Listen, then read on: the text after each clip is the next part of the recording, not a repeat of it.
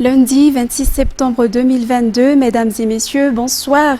C'est un plaisir de vous retrouver dans ce journal de Viva Madagascar.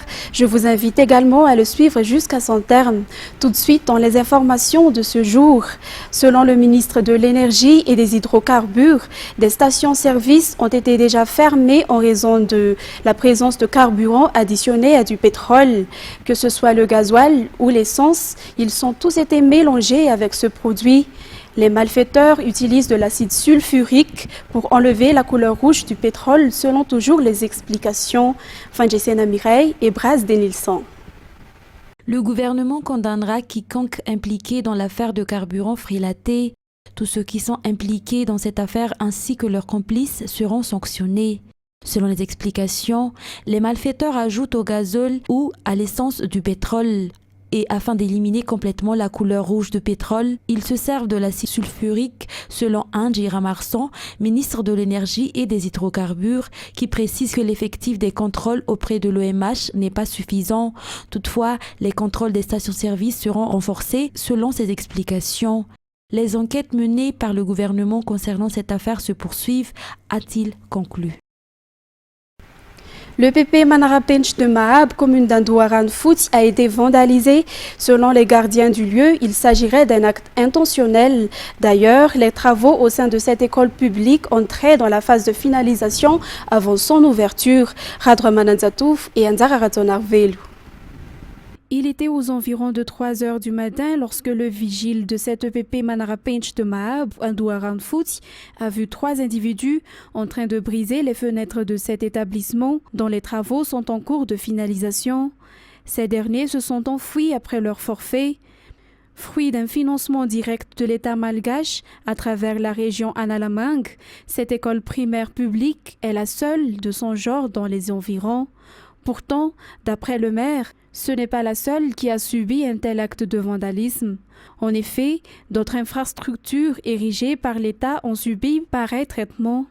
Ce dernier lance un appel à tout un chacun, notamment aux habitants de la commune, de veiller au bien commun afin de les préserver. Et puis, dans ce reportage, nous allons suivre les résultats de recherche effectués par un étudiant de l'Université Polytechnique Voutfourne concernant l'inverseur de source automatique sur l'électricité produite par les Jirama et les énergies solaires. Le résultat de cette recherche est destiné à tous les ménages et réduira ainsi le budget dédié à la facture d'électricité. Andriana Martina et Nzara Ranjiansu. Angietsmano Vakasen est un jeune étudiant en 4e année au sein de l'ESPA ou École supérieure polytechnique d'Antananarivo.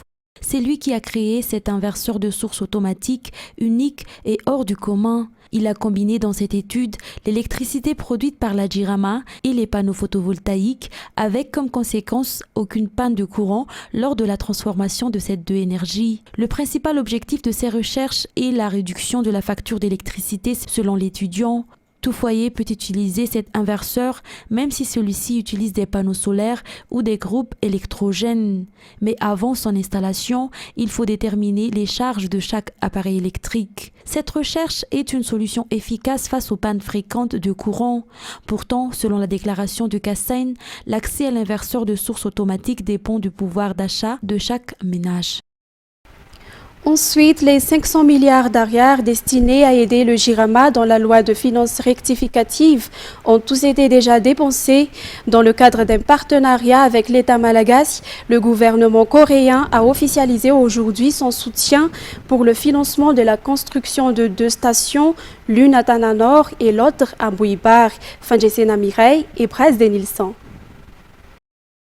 La Jirama a perdu environ 270 milliards d'ariars pour la réhabilitation de la centrale hydroélectrique d'Andekalik. Et lorsque cette centrale n'était pas fonctionnelle suite à l'incident, la Jirama a été obligée de se rabattre sur les centrales thermiques. La société a ainsi perdu 223 milliards d'ariars en raison de l'augmentation du prix du carburant, selon les explications du ministre de l'Énergie et des Hydrocarbures. Actuellement, les 500 milliards d'ariars destinés à aider la Jirama dans la loi de finances rectificative ont été entièrement dépensés, a déclaré le ministre de l'économie et des finances Rinja Asmbel Rabarnirinarsan. Dans le cadre du partenariat entre le gouvernement malgache et le gouvernement coréen, ce dernier a apporté son soutien au plan stratégique de l'État malgache en finançant à hauteur de 55 millions de dollars la construction de 2 sous-stations, l'une à Tananor et l'autre à Mbubaj. L'objectif est d'augmenter la production d'électricité destinée au réseau interconnecté d'Antananarive. La signature de convention a eu lieu aujourd'hui. Le gouvernement malgache a été représenté par le ministre de l'Économie et des Finances. Concernant les examens policiers, le début de la deuxième phase du concours pour devenir élève policier s'est déroulé normalement ce jour. Durant cette deuxième phase, qui se terminera le 29 septembre, les participants subiront des tests oraux, des épreuves sportives et des tests psychotechniques. Felana Rakoutoir Soul nous en dit plus. Des mesures seront prises à l'égard des candidats qui seraient tentés par des pratiques corruptives durant ce concours, selon le ministère de la Sécurité publique. Aussi, des stratégies ont été mises en œuvre avec le Bianco pour la transparence de cette deuxième phase de concours pour les candidats et élèves policiers qui vont passer des tests oraux, des épreuves sportives et des tests psychotechniques. Durant cette deuxième étape des épreuves, les candidats doivent apporter un certificat médical spécifiant qu'ils peuvent participer à des épreuves sportives. Ils vont passer également un test psychotechnique assisté par un officier, un commissaire et un inspecteur de police. Chaque candidat doit se munir de sa carte d'identité nationale ainsi que de la convocation pour la première session. Les épreuves orales auront lieu au ministère de la Sécurité publique à Anoussi, au stade d'Al-Arbi pour les épreuves sportives et au camp de la FIP à Antanmour pour les tests psychotechniques. Parmi les 1886 candidats qui participent à ce concours, 1450 d'entre eux seront admis. 18% des jeunes malgaches utilisent des méthodes contraceptives, un taux qui est encore inférieur comparé au nombre des jeunes qui ont des rapports sexuels avant l'âge de 18 ans. Pourtant, le fait de ne pas utiliser des contraceptifs entraîne des grossesses non désirées, ce qui entraîne des conséquences néfastes sur l'avenir des jeunes. Fanjesena Mireille et Bras Denilson.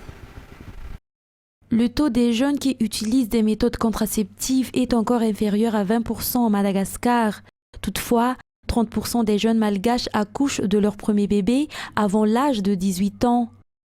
Ce fait qui entraîne des charges lourdes pour la société peut même occasionner des impacts négatifs sur l'économie du pays. C'est surtout dans la partie sud de Madagascar qu'on constate ce faible taux sur l'utilisation des méthodes contraceptives. Selon les statistiques, 23 millions de jeunes dans le monde veulent profiter des bénéfices concernant l'utilisation des méthodes contraceptives. Maintenant, sur les actualités internationales, depuis le 13 septembre, décès de Mahsa Amini, tué par la police des mœurs, l'Iran est secoué par de nombreuses manifestations. Que nous rencontre-t-elle? Selon Fereidoun Kavan, universitaire et journaliste, spécialiste de l'Iran, invité de France 24, les manifestations s'articulent autour du rejet du voile islamique. Reportage sur les images de France 24.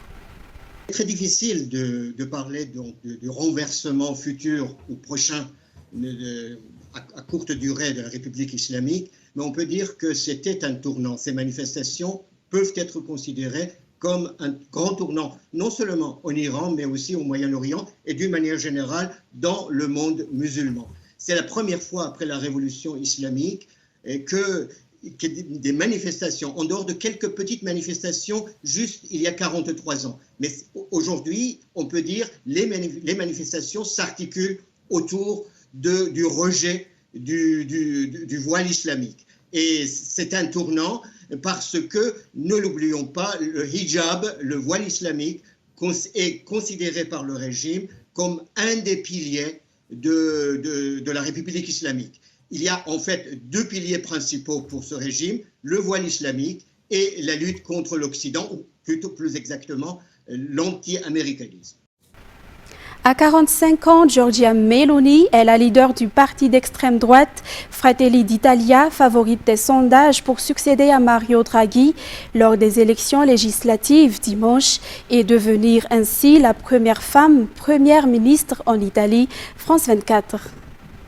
Effectivement, Giorgia Meloni devrait recevoir un mandat de la part du président de la République italienne, Sergio Mattarella, qui devrait ouvrir une période de consultation pour rencontrer les chefs des différents partis politiques du pays. Il leur demandera un nom, le nom de la personne qu'ils soutiennent pour former le prochain gouvernement. Déjà pendant la campagne électorale, les chefs des différents partis de cette alliance des droites en Italie se sont engagés publiquement à soutenir la formation politique qui aurait obtenu le plus de votes lors de cette élection. C'est désormais chose faite pour Giorgia Meloni et ses deux alliés, Silvio Berlusconi de Forza Italia et Matteo Salvini de la Ligue, n'ont pratiquement pas d'autre choix que de l'accepter, de reconnaître la victoire de cette Romaine de 45 ans qui a réussi à séduire une majorité d'électeurs en Italie par son caractère, son ton combatif.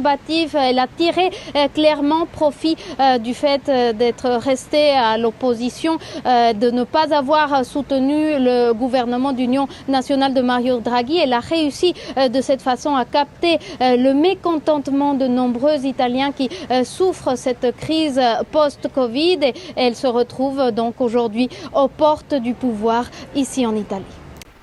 Les autorités russes ont reconnu samedi un afflux important de voitures cherchant à se rendre en Géorgie en pleine mobilisation pour combattre en Ukraine, avec quelques 2300 véhicules compatibilisés à un seul poste frontière, toujours sur les images de France 24. Plus de 20 km de file d'attente pour passer en Géorgie. Dans ces milliers de voitures, des Russes fuyant la mobilisation des réservistes décrétée par Vladimir Poutine. Les voici enfin côté géorgien, après 2 à 3 jours d'embouteillage. Nous les retrouvons à Tbilissi, la capitale du pays. Nouvelle file d'attente pour se procurer une carte SIM et téléphoner localement. Valise sur le trottoir, ces hommes expliquent que jusqu'à présent, les Russes laissent passer presque tout le monde, moyennant parfois des pots de vin jusqu'à 180 €. Souvent, ces hommes disent qu'ils n'ont pas encore été convoqués par les autorités militaires, mais ils partent par précaution. C'est allé trop loin. Ce que nous propose le gouvernement ne me convient pas. On a 2 solutions. Soit on est mobilisé, on va au front, soit on va en prison si on refuse. Bien sûr, tout le monde ne sera pas mobilisé, mais tu ne sais pas si ça va tomber sur toi ou sur quelqu'un d'autre. J'ai eu peur. Enfin, j'ai pas eu peur d'aller à la guerre.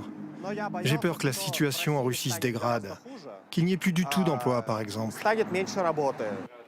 Ces 2 autres Russes sont eux aussi arrivés récemment. L'un était en voyage professionnel au moment de l'annonce de la mobilisation, l'autre en vacances en Géorgie. Tous les 2 viennent de décider de s'installer à Tbilissi. Ils racontent ce que vivent leurs amis restés en Russie. Tous se demandent comment se cacher, comment éviter la mobilisation, comment contourner les bureaux de recrutement militaires, comment sortir le moins possible. Ne pas prendre le métro, par exemple, parce qu'il y a des caméras de surveillance. Ces nouveaux arrivants russes ne sont pas forcément les bienvenus en Géorgie. Sur ce graffiti récent, ils sont invités avec des mots assez crus à rentrer chez eux. Et le journal s'est terminé pour aujourd'hui. Je vous remercie de l'avoir suivi jusqu'à la fin. Bonne soirée et au revoir.